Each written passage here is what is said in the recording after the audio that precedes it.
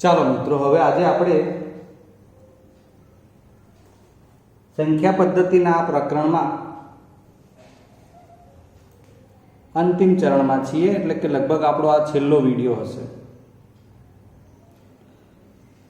એકચ્યુઅલમાં તો આ દાખલા પુસ્તકમાં છે નહીં, પણ પ્રકરણના અનુસંધાનમાં આપણે આવા દાખલા શીખ્યા હોય તો સારું.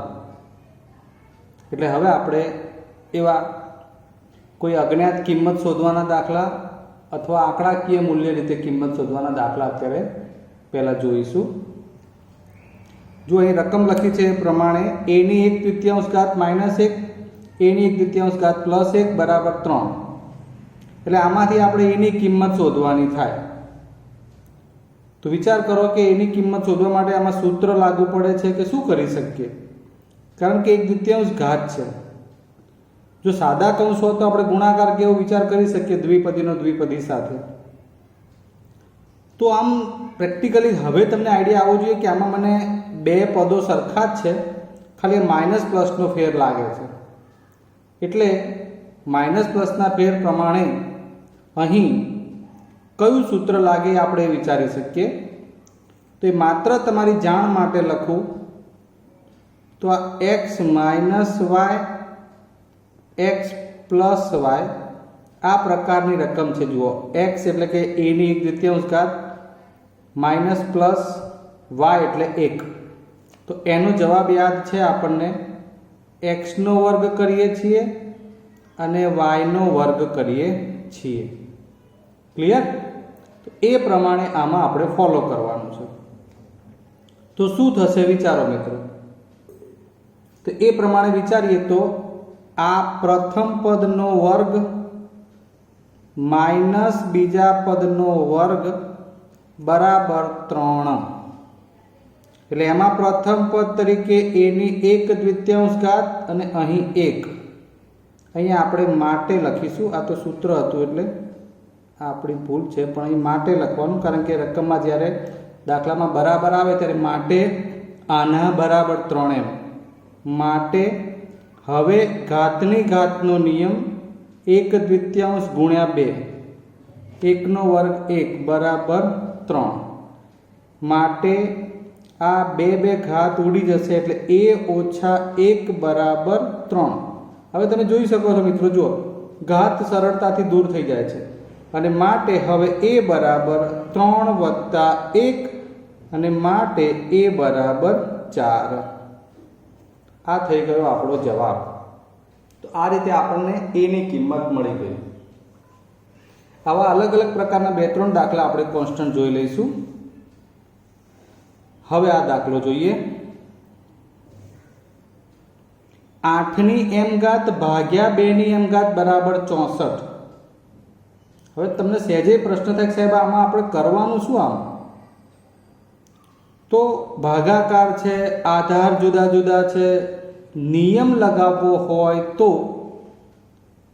જેમ કે m એ ઘાતમાં છે એટલે યાદ રાખો કે ઘાત લાવવાની હોય તો આધાર સરખાવવાનો પ્રયત્ન કરવાનો. બરાબર છે? 8 છે તો એને 2 ના આધારમાં ફેરવી શકાય છે કે કેમ, 64 છે તો એને 2 ના આધારમાં ફેરવી શકાય છે કે કેમ, એ વિચારો. એટલે તમને ઓટોમેટિક જવાબમાં ખબર પડતી થઈ જશે. તો આપણી પાસે એનો જવાબ છે મિત્રો. 8 એટલે જો તો પહેલા માટે લખવાનું, 2 નો ઘન a ની m ઘાત. 2 ને આપણે ઘાતમાં રૂપાંતરિત નહીં કરી શકીએ. 2 ની 3 ઘાત એટલે 2 દુ 4 દુ 8 એટલે 8 ની જગ્યાએ આપણે 2 ની 3 ઘાત લખી. અહીંયા 2 ની m ઘાત. અને 64 ને 2 ના આધારમાં રાખીને ફેરવવા હોય તો યાદ કરો, 2 દુ 4, 4 દુ 8, 8 દુ 16, 16 દુ 32 ને 32 દુ 64 એટલે કે 2 ની 6 ઘાત. જો આપણે નિયમથી કંઈક કામ કરી શકીએ કે જેમાં આધાર સરખો આવે છે, 2, 2 અને 2, બસ ત્યારે હવે નિયમ લાગુ પડશે. આ એટલા માટે ચર્ચા કરીએ છીએ કે દાખલો ગોખવાનો ના હોય, કઈ રીતે રસ્તો કાઢવો આપણે એ આપણને શીખવાનું છે. એટલે હવે આ 2 3 ગુણ્યા m એટલે 3m ઘાત ભાગ્યા 2m ઘાત બરાબર 2 ની 6 ઘાત. હવે માટે બે બે આધાર સરખા એટલે આધાર એક જ વાર, ધ્યાન આપજો.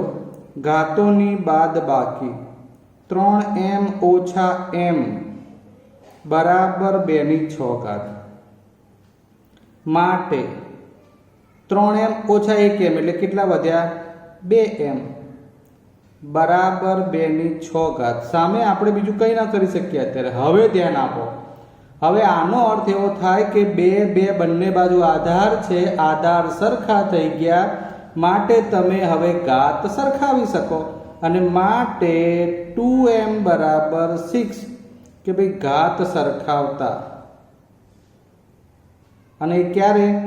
આધાર સરખા બનાવ્યા માટે. તો હવે ઈઝી, m બરાબર 6, આ બે ગુણાકારમાં છે, સામે છેદમાં આવશે, m બરાબર 3. મિત્રો ધ્યાન આપજો, દાખલા ગોખવાના નથી, આપણે ટોપિક વાઇઝ સમજીને કામ કરીએ છીએ. એટલે આ પ્રમાણે બીજું કોઈ પણ રૂપાંતરણ આ બે ઘાત પ્રમાણે છે એવું 3 ઘાત પ્રમાણે કરી શકાય કે ભાઈ એ 3નો ઘન લેવો હોય તો 27 લઈ શકાય, અહીં 3 લઈ શકાય, અહીં 125 લઈ શકાય. એ પ્રમાણે 3ની ઘાત પ્રમાણે રૂપાંતરણ કરી શકાય.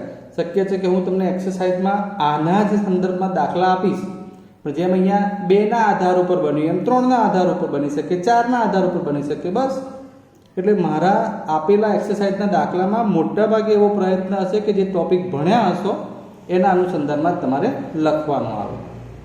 ચાલો હવે આપણે આગળ બીજો એક દાખલો જોઈએ, જેમાં x બરાબર સીધું જ શોધવાનું થાય છે. બસ હવે તમને ખબર છે.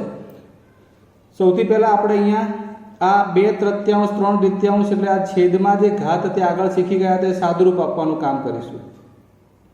તો 3 ઘાત દૂર કરવા માટે આપણે 64 ને 4/3 રૂપાંતરિત કરીશું.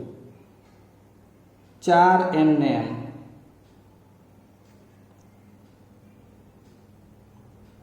હવે આ 4 આધારના, હવે આ બંનેનો ગુણાકાર તો 3 ગુણ્યા 2/3.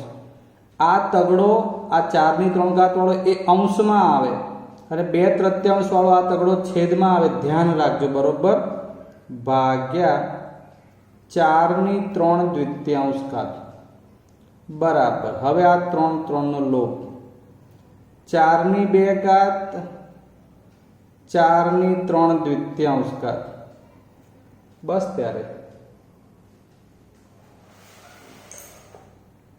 શું કરવાનું? આધાર સરખા આવી ગયા છે, 4 બંનેમાં આધાર તરીકે છે. હવે આપણે નિયમ શું વાપરી શકીએ એ વિચારવાનું થાય. શું કરી શકીશું? આધારમાં 4 2 ઘાત 3/3. તો હવે આ ભાગાકાર છે માટે ઘાતોની બાદ બાકી.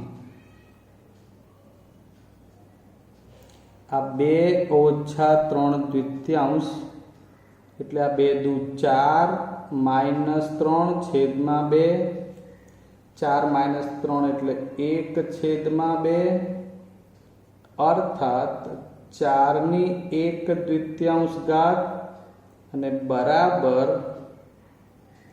4 એટલે 2/2 એની 1/2. આ 4નું રૂપાંતરણ કર્યું છે. હવે આ 2 અને 1/2 નો ગુણાકાર અને માટે આ 2 ઉડી જશે, આ 2 એ આપણો જવાબ થઈ જશે. સમજણ પડી ગઈ મિત્રો? તો આ કિંમત શોધો પ્રકારના x કે a કે m એવું કોઈ પણ ચલ લઈ શકાય અને એ પ્રકારના દાખલા છે. હવે આપણે બીજા સીધી કિંમત શોધવાના હોય એવા દાખલા જોઈશું. જુઓ હવે આપણે ચોથા દાખલામાં 3/-3 ગુણ્યા 1/3/5. સૌથી પહેલા ઋણ ઘાતને ધન બનાવવા માટે યાદ કરો આપણે આને 1/છેદમાં લખવી પડે. આ પહેલું કામ. ઋણ ઘાત ઉપર છે એટલે એને છેદમાં લખીએ એટલે ધન થઈ જશે, એટલે આ 1/છેદમાં લખાઈ ગઈ, માઇનસની જગ્યાએ +3. હવે આનું શું? ચલો ડાયરેક્ટ તમને નથી ફાવતું તો આપણે 1 ની -5 અને છેદમાં 3 ની -5 કરીએ. આ પદ હજુ એમને એમ. હવે આ બંને ઘાત ઋણ છે ને, આપણે એને ધન કરવી હોય તો પહેલા શું કર્યું? આ ભાગાકારમાં ઘાતનો નિયમ છૂટો કર્યો કે ભાઈ 1 ને પણ ઘાત આપી, 3 ને પણ આપી. પછી હવે બંનેમાં ઋણ ઘાત છે એને ધન બનાવવા માટે વ્યસ્ત કરી નાખો, એટલે 3 ની 5 અંશમાં 1 ની 5 છેદમાં. બરાબર છે. હવે આ એક જ કહેવાય. આ 1 અને 1 ની 5 1 એટલે આ તો લોપ થઈ ગયો, સમજો, ઉડી જાય છે. હવે આ 3 ની 5 પણ ભાગાકારમાં છેદમાં 3 ની 3 છે, એટલે ઘાતોની બાદ બાકી 5 ઓછા 3 એટલે 3 ની 2 3 તરી 9. આ જવાબ.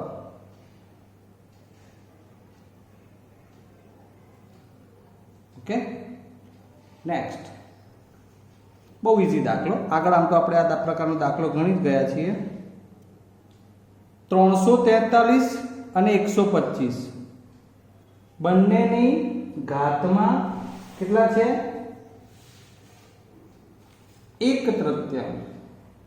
એનો અર્થ કે ઘનમૂળ. 1 ના છેદમાં 3 છે, 1/3 ઘાત એટલે ઘનમૂળ કહેવાય.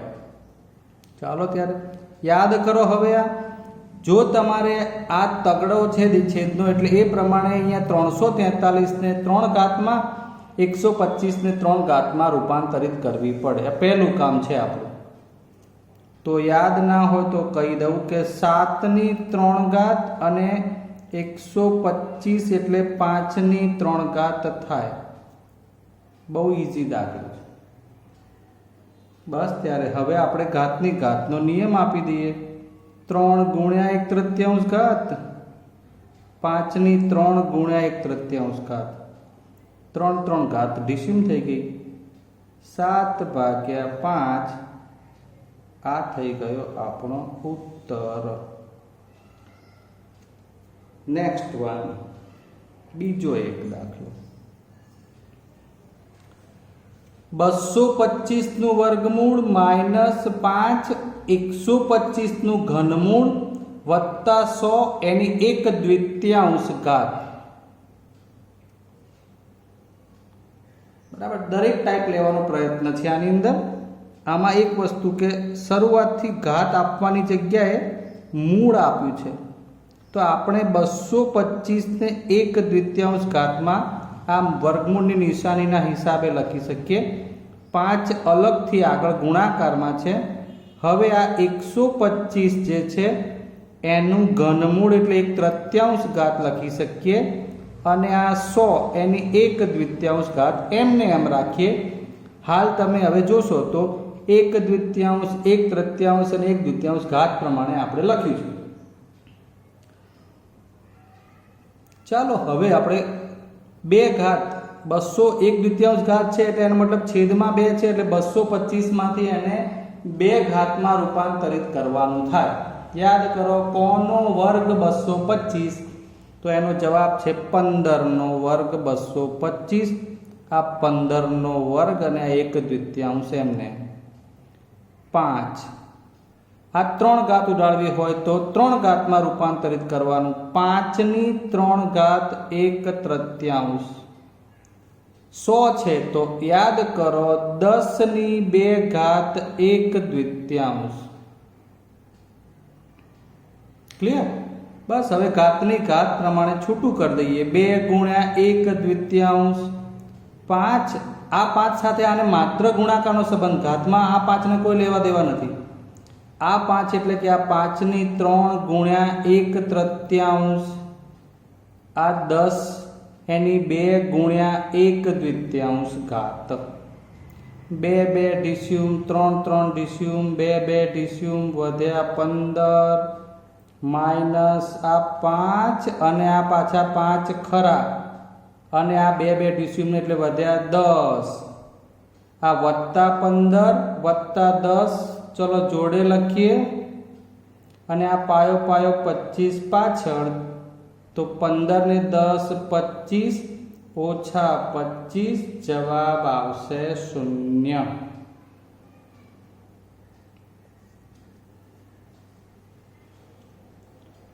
મજા પડે એવા દાખલા છે, બરાબર.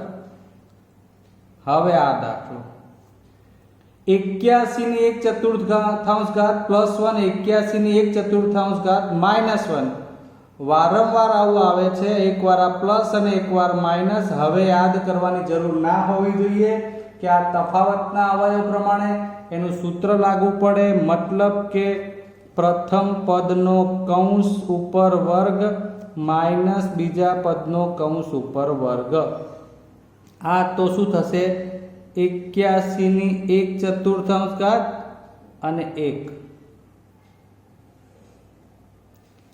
81 1/4 ગુણ્યા 2 માઇનસ 1 81 આ 2 અહીંયા ઉડી જાય એટલે 1/2 ઘાત માઇનસ 1.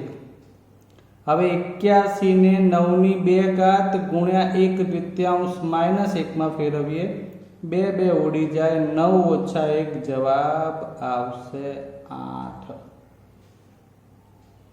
ફરીવાર અહીં તફાવતના અવયવ આપ્યા છે. જો આ પ્લસ અને આ માઇનસના હિસાબે બંને પદોનો વર્ગ થાય, આખું પદ અંદર આવે 81 ની 1/4 ઘાત ઉપર 2 માઇનસ 1 ઉપર 2 ઘાત, પછી આ 1/4 અને 2 ઘાતમાં ગુણાકાર થયો, 4 છેદમાં છે એટલે બગડો છેદમાં વધે એટલે 1/2 ઘાત, અર્થાત 81 ને હવે વર્ગમાં ફેરવો તો 9 ની 2 ઘાત.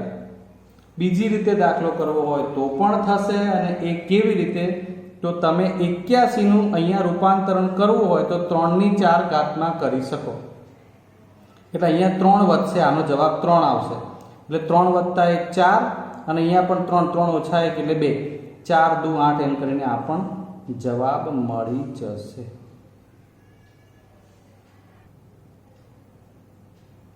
અહીં 8મા નંબરના દાખલામાં જુઓ, x ની 1/2 ઘાત પ્લસ 1, x ની 1/4 ઘાત પ્લસ 1, x ની 1/4 ઘાત માઇનસ 1 પ્લસ 1.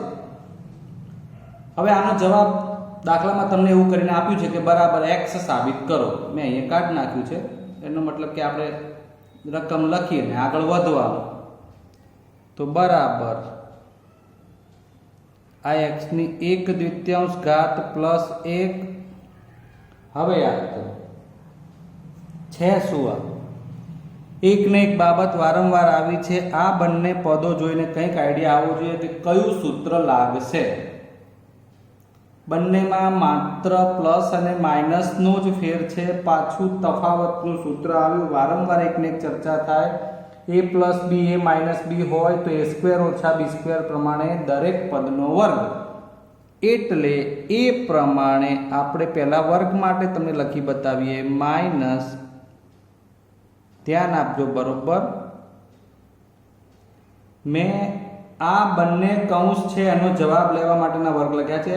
x ની 1/4 ઘાત એટલે આપણા માટે પ્રથમ પદ, પ્લસ અને આ માઇનસ 1 છે એટલે બીજું પદ, એટલે પ્રથમ પદનો વર્ગ એટલે x ની 1/4 ઘાતનો વર્ગ અને 1 નો વર્ગ.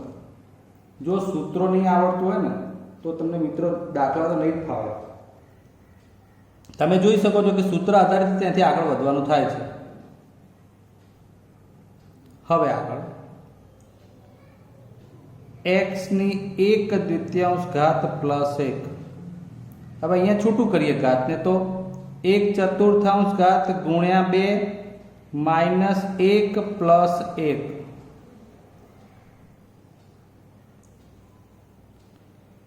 x ની 1/2 ઘાત પ્લસ 1 એમને એમ. ચલો અહીંયા 1/4 ગુણ્યા 2 એટલે 2 દુ 4 પ્રમાણે બગડો છેદમાં આવે, એનો અર્થ કે x ની 1/2 ઘાત થઈ. આ પ્લસ 1 બધું લખી જ જવાનું છે એમને.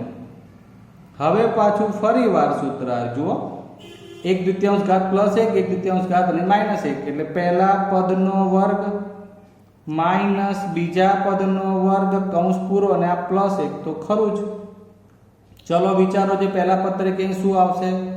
1/2 ઘાત છે હવે એટલે 1/2 ઘાત અને 1 બરાબર x ની 1/2 ઘાતનો વર્ગ પ્લસ માઇનસ માઇનસ 1 નો વર્ગ. છૂટું કરીએ તો x ની 1/2 ઘાત ગુણ્યા 2 માઇનસ 1. હવે આ નહીં લખીએ કૌંસ તો ચાલશે, આ પ્લસ 1 અને આ 2 ઉડી જાય એટલે વધે x માઇનસ 1 પ્લસ 1 હવે સમજી શકાય એવી બાબત છે કે આ પ્લસ માઇનસ 1 નો લોપ થઈ ગયો અને જવાબ આવી ગયો x. ડાબા બરાબર જબા પ્રમાણે લખવાનું કીધું હોય તો ડાબા કરીને રકમ લખવાની, જવાબ આવે ત્યાં જબા બરાબર x. ચલો હજુ બીજો એક દાખલો આવો લઈએ આપણે. બહુ સરસ દાખલા આપણે ગણી રહ્યા છીએ હા મિત્રો. જોઈએ ત્યારે 9મા નંબરના દાખલામાં આ વળી જોઈને કંઈક નવું જ લાગે એવું છે, અટપટું છે બધું. x ની a ઘાત ભાગ્યા x ની b ઘાત, x ની b ઘાત ભાગ્યા x ની c ઘાત, x ની c ઘાત ભાગ્યા x ની a ઘાત. કે સાહેબ શું કરવું? કઈ વાંધો નહીં, આપણે ભાગાકાર દરેકમાં આધાર તો સરખો છે જ. સૌથી પહેલું કામ આધાર સરખો છે એટલે આપણે આધારને એકવાર લખીએ તો ઘાતોની બાદ બાકી. આ પહેલા કૌંસના અંદરના પદનું સાદુરૂપ a પ્લસ b ઘાત ઉપર એમને ગુણાકારનો સંબંધ x, અહીં b અને c છે ભાગાકાર તો b માઇનસ c ઉપર આવશે b પ્લસ c ગુણ્યા x, c અને ભાગાકાર તો c માઇનસ a ઉપર આવશે c પ્લસ a ઘાત એમને એમ રાખી માત્ર કૌંસના પદોનું સાદુરૂપ આપ્યું છે. હવે આગળ વધીએ. હવે ઘાતની ઘાતનો નિયમ બહુ જ વ્યવસ્થિત લખીએ આપણે તો ચલો. a માઇનસ b જોડે a પ્લસ b ઘાત આવી ગુણ્યા x, b માઇનસ c જોડે b પ્લસ c ઘાત આવી ગુણ્યા x, c માઇનસ a પદ જોડે c પ્લસ a. આવું બોલીને લખવાનું કારણ છે કે તમને વારંવાર યાદ આવે કે પ્લસ માઇનસનો જ ફેર છે, તફાવતના અવયવ. સતત ત્રીજા દાખલામાં તમારે એક ને એક બાબત આવે છે તો a plus b a minus b તો સીધું સૂત્ર આવડી જાય, a square minus b square. આ સૂત્ર લાગુ પડ્યું. એવી રીતે અહીં શું આવશે વિચારો? b minus c b plus c માં તો સાહેબ b square minus c square ગુણ્યા x, c minus a c plus c માં શું આવશે? c square minus a square. Clear? કેટલું સરળ થઈ ગયું. હવે દરેકમાં તમે જુઓ તો આધારમાં કોણ છે? x. તો એક જ આધાર અને અહીંયા ગુણાકારનો સંબંધ. એક જ આધાર પર ગુણાકાર હોય તો ઘાતોનો શું થઈ જશે? સરવાળો. એટલે આ પહેલી ઘાત પ્લસ કરી અને b square minus c square plus કરી અને c square minus a square. ધ્યાન આપજા દેજો. બસ હવે ઘાતોને સરવાળા સ્વરૂપે લખ્યું. જો plus a square minus a square plus b square minus b square plus c square minus c square. બધી ઘાતો ઉડી ગઈ એટલે x ની 0 ઘાત અને x ની 0 ઘાત એટલે જવાબ આવે 1. આહાહા, દાખલો સાહેબ આવડો મોટો ને રકમમાં માત્ર 1. યસ, જવાબ 1 આવશે એટલે તો માર્ક્સ મળશે ને પૂરા. ક્લિયર? તો આવા બધા દાખલા તમને આવડવા જોઈએ હવે પૂછાય તો. ચલો હજુ એક દાખલો લઈ લઈએ. 10મો દાખલો. રકમ વાંચી લઈએ. 64 ભાગ્યા 125 એની માઇનસ 2/3 ઘાત છે પ્લસ આ 1ના છેદમાં આખું પદ ગણજો. 1ના છેદમાં 256 ભાગ્યા 625 ની 1/4 ઘાત છે અને √25 છેદમાં ઘનમૂળમાં 64 છે. મિત્રો તમે જોશો ને તો તમને દરેક ટાઈપનું અંદર સોલ્યુશન આવી જશે. જુઓ, આ ઘનમૂળ, આ વર્ગમૂળ, આ ચતુર્થમૂળ અને અહીંયા માઇનસ 2/3 ઘાત. આ એક એવો દાખલો છે કે જેમાં દરેકના મૂળ શોધવાનો એક અંદર ટોપિક આવી જાય છે એટલે આપણે લઈ લીધો છે. તો સૌથી પહેલા આપણે શું કરીશું તો આના 3 ઘાતના હિસાબે એને ઘાતમાં રૂપાંતરિત કરવી હોય તો 64 એટલે 4ની 3 ઘાત, 125 એટલે 5ની 3 ઘાત ને ઉપર ઘાત m ની m. ધ્યાન આપતા જજો. રિવિઝન જ છે એક પ્રકારે. 1/4 તો 4ની 4 ઘાત અને 5ની 4 ઘાત. ચોકું ચોકું 16, 16 ચોક 64, 64 ચોક 256 અને પાયો પાયો 25, 25 પંચા 125, 125 પંચા ચોથી વખત કરો એટલે 625. આપણે આગળ ઘાતના ઘડિયા વિશે આની ચર્ચા એટલા માટે કરી. હવે આ 25નું વર્ગમૂળ એટલે 5ની 1/2 ઘાત અને 64 એટલે ઘનમૂળ કાઢીએ તો 1/3 ઘાત.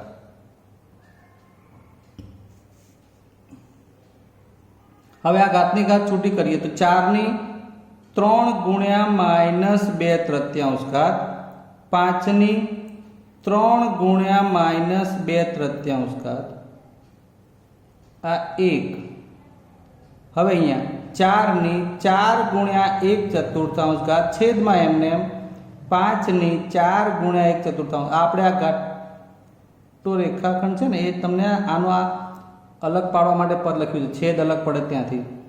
25 એટલે 5 ઘાત અને એની 1 દ્વિતીયાંશ ઘાત, અને 64 હોય તો 4 3 ઘાત અને એની 1 તૃતીયાંશ ઘાત. ઘાતના ઘડિયા મજબૂત, તો દાખલો ઈઝી. હવે આપણે અહીંયા 3 3 ઉડાડી દઈશું, અહીંયા 3 3 4 4 4 4 અને 3 3 2 2. શું વધ્યું ઉપર? તો 4 -2 ઘાત અને છેદમાં 5 -2 ઘાત. ચાલો નેક્સ્ટ અહીંયા 1 ના છેદમાં 4 પંચમાંશ. આ લખવાનો મતલબ આઈડિયા આવશે કે આ છેદનો છેદ છે, અને આ 5 અને આ ભાગ્યા 4. આને વ્યસ્ત કરી નાખો એટલે આ બંને ઋણની ધન ઘાત થઈ જશે. 5 ઘાત ઉપર, 4 ઘાત છેદમાં. આ 5 છેદનો છેદ છે એટલે અંશમાં ભાગ્યા 4, અને આ 5 ચતુર્થાંશ. બરાબર છે. જો આ 5 ચતુર્થાંશ, આ 5 ચતુર્થાંશ, અહીંયા 5 2 વખત છે અને 4 2 વખત, એટલે અહીંયા આવશે કેટલા? 25/16. હવે 25/16 અને આ 5 ચતુર્થાંશ 5 ચતુર્થાંશ. સાદું રૂપ જ છે આમ તો એક પ્રકારે. તમને બહુ ઝડપથી ના આવડતું હોય એટલે આપણે બહુ આખું સાદું રૂપ લખીએ. સમછેદી બનાવવાનો પ્રયત્ન કરી શકાય. જો અહીંયા 4 મળી જાય તો 4 4 4 આવી જાય, પણ એ 4 ઉડશે નહીં એટલે નહીં મળે, તો કંઈ વાંધો નહીં. આ 25/16 એમને એમ. આ 5 ચતુર્થાંશ છે, એમાં આપણે નીચે કેટલા વડે ગુણીએ? તો કે 4 વડે ગુણીએ એટલે આ 16 થઈ જાય, તો અહીં 5 ચોક 20. ધ્યાન આપજો, અહીં 4 જે છે એને હું 4 વડે ગુણું એટલે 16 થઈ જાય, અને ઉપર 5 ચોક 20. ટૂંકમાં અહીંયા 16 બનાવવાના હતા, અહીં પણ 16 બનાવવાના હતા, એટલે ચોખ્ખું 16, 4 વડે નીચે ગુણો તો ઉપર પણ ગુણવું પડે. ચલો એક સ્ટેપ તમને અહીં લખી બતાવીએ. આ 4 ગુણ્યા 4 ઉપર 5 ગુણ્યા 4, 4 ગુણ્યા 4 5 ગુણ્યા 4. બરાબર છે. એટલે એ પ્રમાણે 5 ચોક 20 છેદમાં 16, 5 ચોક 20 છેદમાં 16. હવે આ છેદ સરખા થઈ ગયા એટલે આ 16 અને ઉપર 25 વત્તા 20 વત્તા 20, 40 ને 20 એટલે 65/16. આ થઈ ગયો આપણો જવાબ. તો મિત્રો હવે દાખલાની રીતે જોવા જાવ તો આપણું હવેનું આ દાખલાનું કામ પૂરું થઈ જાય છે. અહીં પ્રકરણ આપણું પૂર્ણ થઈ જાય છે. બરાબર છે. એટલે ટૂંકા પ્રશ્નોને એવું તમારે જે તે પુસ્તકમાં કે જે સામયિક તમે વાપરતા હોય એમાં પાછળ જોશો એટલે દરેક પ્રકારના ખાલી જગ્યાના કે ગુણના પ્રશ્નો તમારે જાતે કરી લેવાના, એટલે સોલ્વ કરતા તમે આવડશે. એટલે એનો મતલબ કે તમને પ્રકરણ સંપૂર્ણ આવડી ગયું છે. આશા કરું કે ખૂબ સરસ રીતે તમે ભણ્યા હશો. આપણું પ્રકરણ અહીંયા પૂર્ણ થાય છે. અને ખાસ વિનંતી કે વિડીયોને દરેક વખતે લાઈક કરતા રહેવું, ચેનલને સબસ્ક્રાઈબ કરવી અને કરાવવી. ચલો, જય હિન્દ.